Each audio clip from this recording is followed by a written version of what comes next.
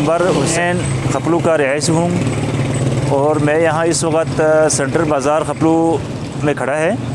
यहाँ बिजली का सूरत हाल कुछ ऐसे हैं कि तार सारे जंगल के बीच से गुज़र रहा है और इस वक्त मैंने एक्शन को भी बता दिया, आरी को भी बता दिया, लेकिन अभी तक उन्होंने कोई एक्शन नहीं किया।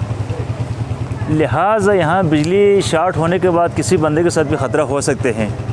और परसों इस तरह हो के दरख्त को आग जलने के बाद उनको जब इतला दे दिया, आके थोड़ा सा काटने के बाद चला गया और बाकी इनको कोई छेड़ा ही नहीं। लिहाजा बिजली, तमाम बिजली इस वक्त दरख्त ने खींचने के बाद खपलू में बिजली का बिल्कुल शॉर्टेज है। इसको फ़ौरन एक्शन किया जाए जनाब एक्शन सादिक साहब। आपको मैंने पहले भी बता दिया हुआ है और अभी भी बता रहा हूँ, इनको फ़ौरन काटने के बाद इसको साफ़ किया जाए।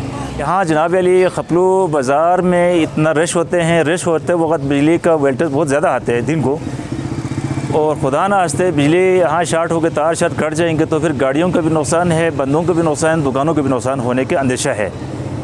लिहाजा इस तार को साफ़ करके दरख्त से काट के बिल्कुल क्लियर नज़र आना चाहिए हमें, ताकि अगर बिजली 1000 वोल्टेज है, इस वक्त जो है 400 वोल्टेज दरख्त ने खींच रहा है और 600 वोल्टेज हमें यहाँ बिजली आ रही है। 600 वोल्टेज अभी हमें क्या होगा यहाँ खपलू में। लिहाज इसको फ़ौरन साफ़ करके हमें नज़र आना चाहिए।